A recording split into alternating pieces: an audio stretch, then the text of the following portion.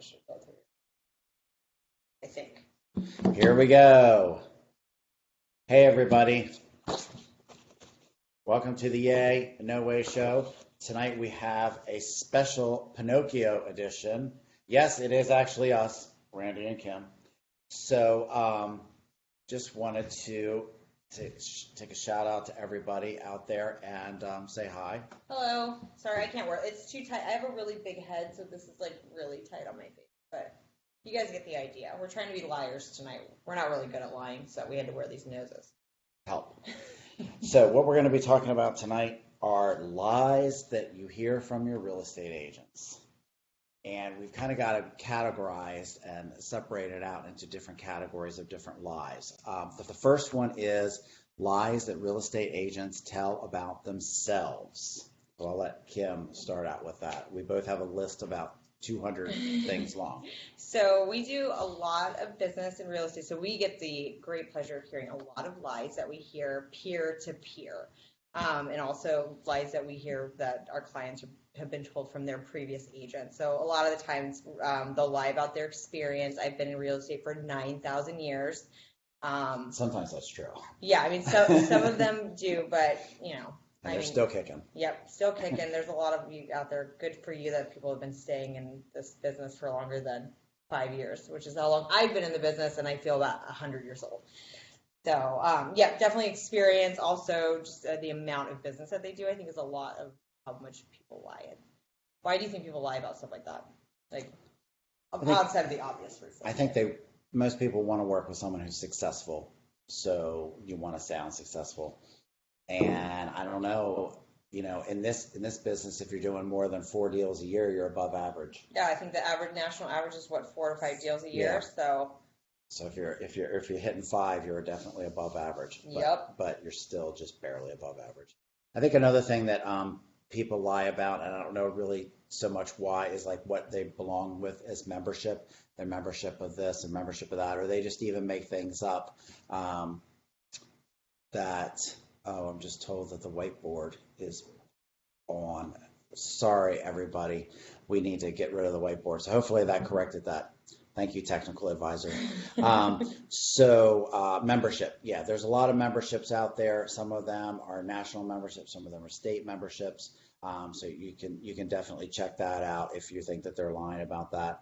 And how many homes they've sold. Maybe it's total per year, last month, whatever the case may be. A lot of times you're going to get inflated numbers, or maybe numbers that their entire company sold. Or if somebody told you that they've sold 450 homes a year, that's probably a lie.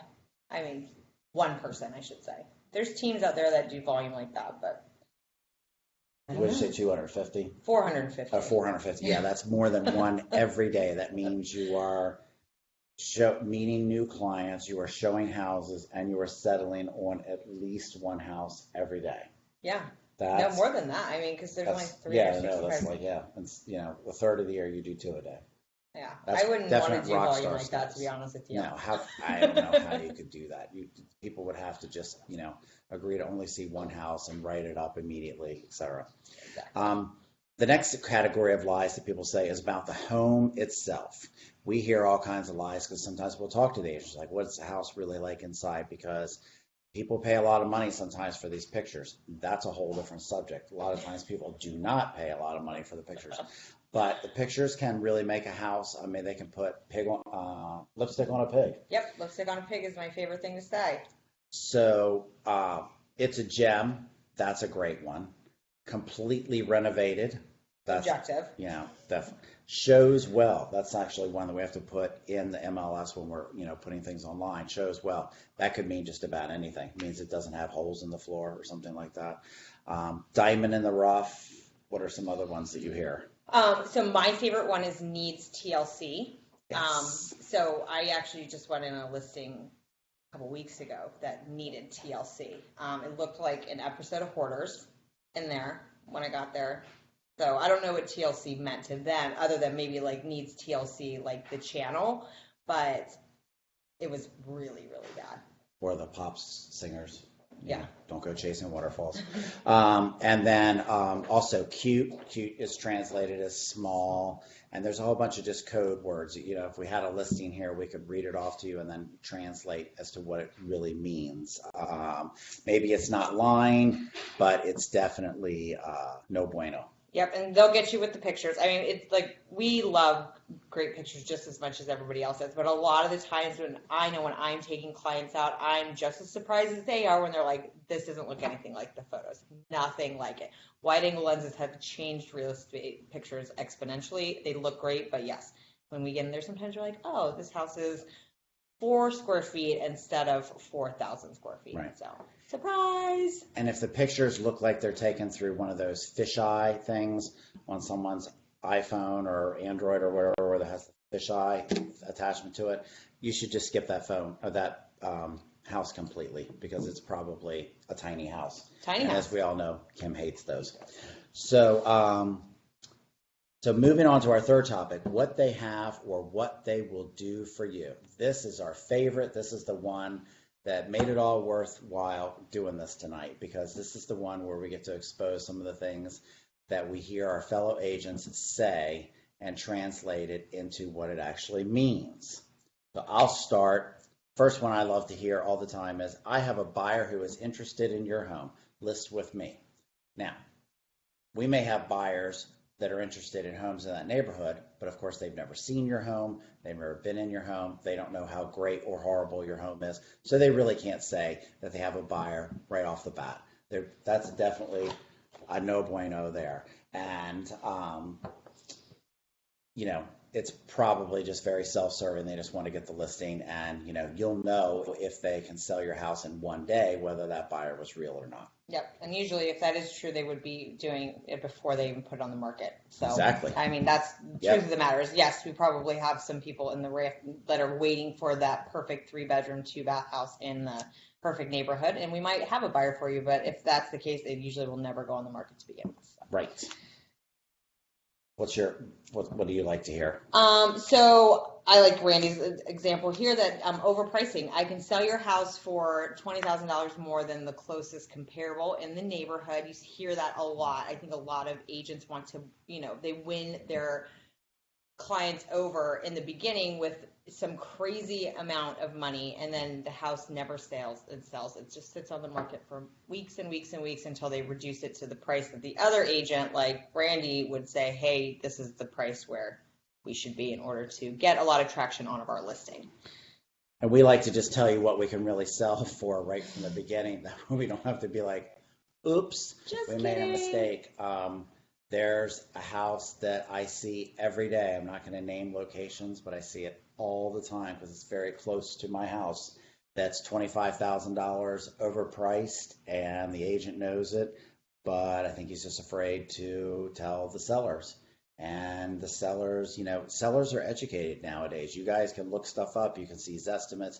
You can see comps. You can see stuff that's sold. My neighborhood gets a printout every month of what's sold and everything. So you know what other houses are going for. You're not going to be able to sell your house for $50,000 more than the same exact house 2 doors down sold for, unless the condition warrants that, which typically it doesn't.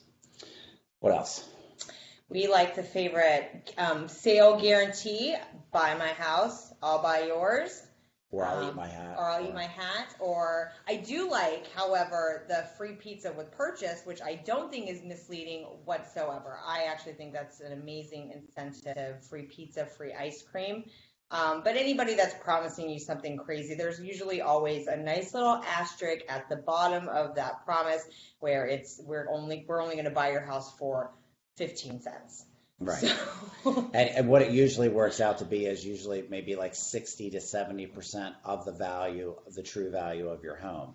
And so same thing like those bandit signs that you see on the corner where they're like, we buy houses for cash. Like, yeah, they absolutely buy houses for cash, but not for any amount of cash that your house is really worth. Right.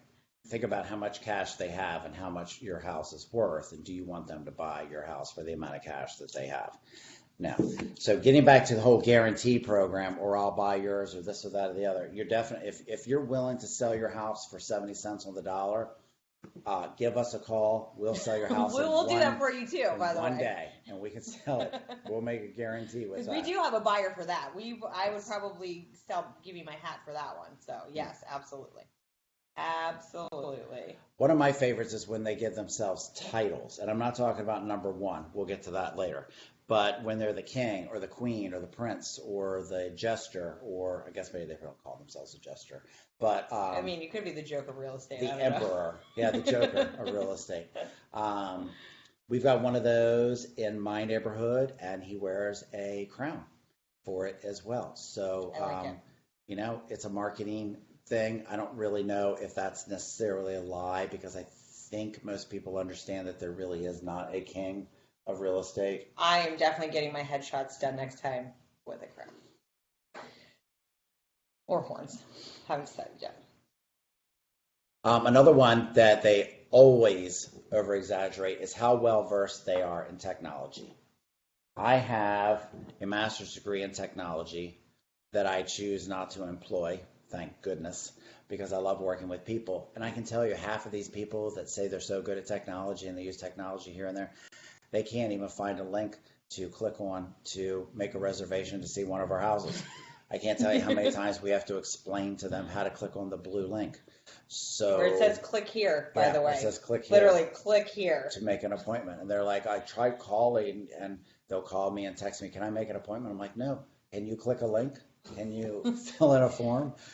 So, yeah, I guess you might have sensed that's a little bit of a pet peeve of mine. I like my realtors to at least have a slight edge of technology over their clients. If you find that you know more about real estate than your agent, that is a bad sign. That's a huge no way. Yeah. You're next. Social media. So, I mean, everybody knows that social media is queen, king, and everything in the world today. And that doesn't change in real estate. It's huge. It's free. It's a big thing. And if your agent doesn't have a big presence online, both in website and on social media, that should be a very large red flag for you. You want to be all over the internet, because that's, people are going to see these houses time and time and time again. And that's where a lot of the times where they're getting the first glance at it is on Facebook, on Instagram. So if you ask your agent if they have an Instagram and they say, that again is probably a big red flag. We're on all social media platforms, by the way, so find us, Pomfrey team. Yep. And I like when agents are going through houses and they're pretending to be contractors, and they're like, oh, that wall, yeah, you can definitely remove that wall.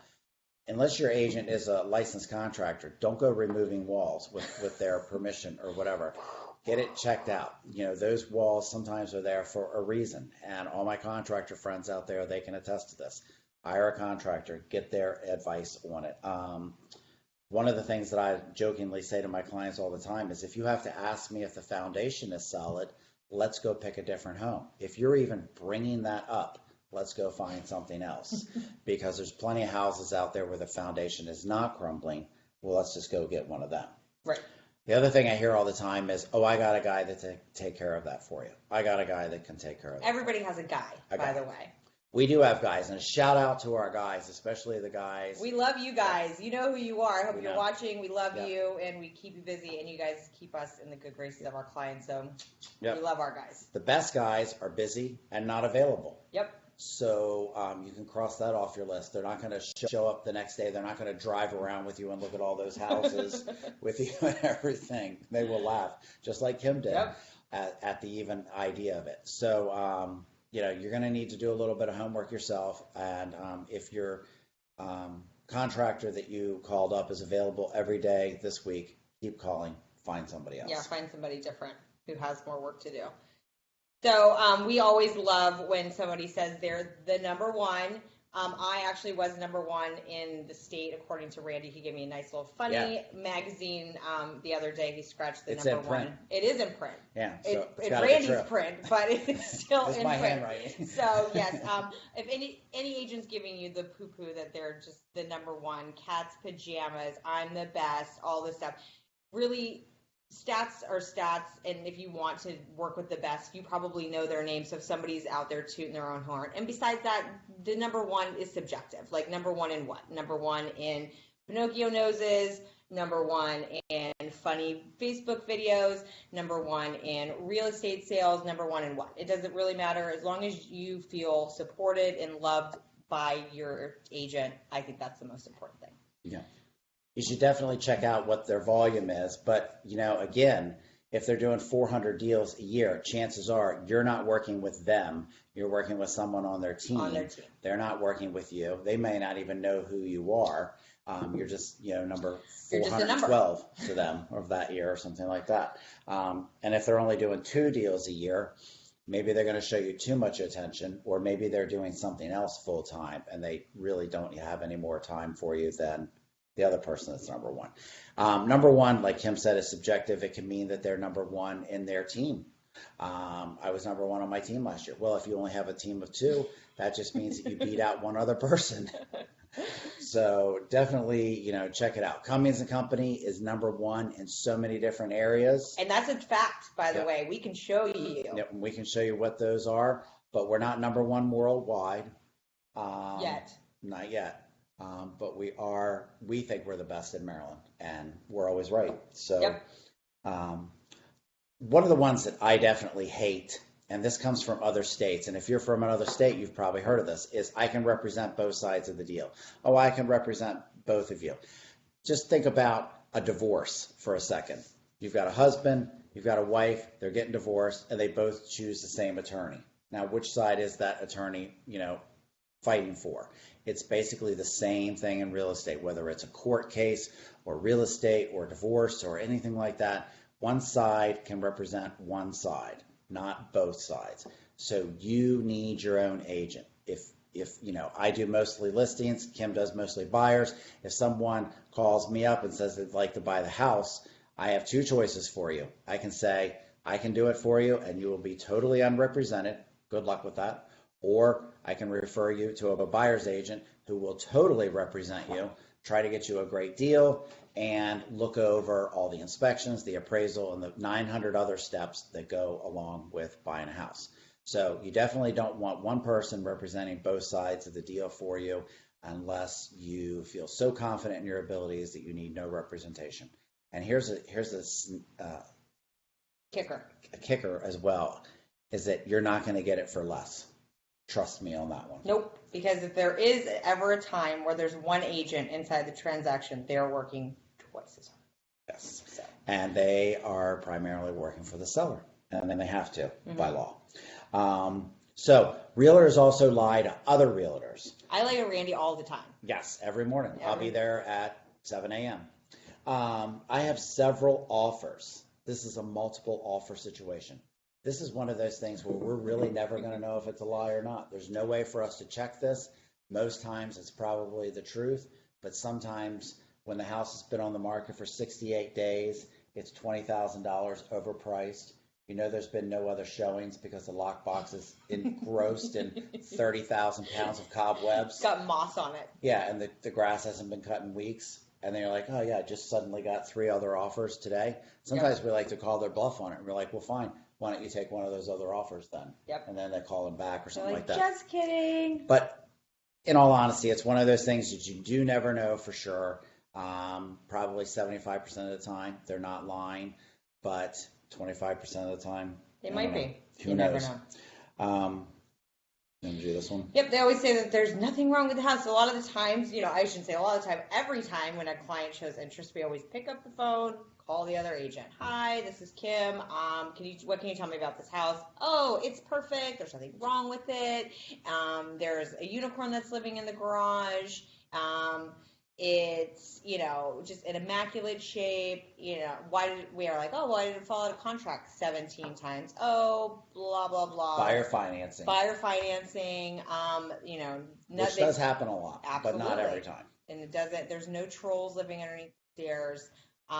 So yes, we hear that a lot, unfortunately, but we try to trim the fat as much as possible. Get down. We know the fact-finding questions that we need to ask in order to get all the information that you need. And Kim and I have mastered the lost art of using the phone. I don't know if you guys all knew this or not, but on every phone, there is an app that you can actually dial out with to other humans. My kids haven't discovered this yet, but they will one day. And we're not afraid to call. No. When we show you a house, you love it, we're calling that agent on the way home. We're finding out what's going on with that house so we can find out as much of the truth as possible. It's like playing 20 questions. You know, we just start firing them off one after the other after the other. And just to wrap, did you have any more about? No, I mean, I think we do a lot to try to debunk everything. The one thing that we want always is honesty from everybody, our peers, our friends, our family, and our clients. So, you know, when we sit down and talk to you guys, be honest with us. We'll be honest with you. Yeah. We always find out if you're lying. So we're going to be brutally honest with you. I like to use fault. brutally because I just like to tell it like it is.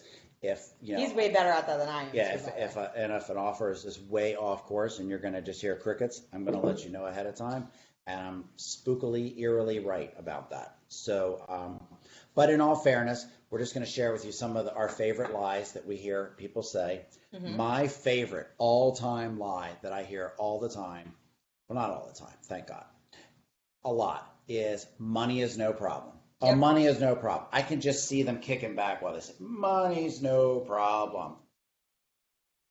That money is a problem. If you were really rich, you would have a pre-approval because rich people don't use their own money for loans. They put 20% down and they get a loan for it. They're rich because they don't toss all their money on different investments. So when we hear that, we're like, well, it is a problem for us because we can't sell, buy houses without money. So it actually is a problem for us. We need to know that you have it or you have access to it. So we're going to insist on it. Yes. So people a lot of times will also fib about how much money they have in the bank. I have plenty of money. We have to flat out ask you, do you have money saved up to buy a home? It's one of the probably, I don't know, the first 5 questions we ask somebody other than what's your name? After we have passed your address. And what's your address?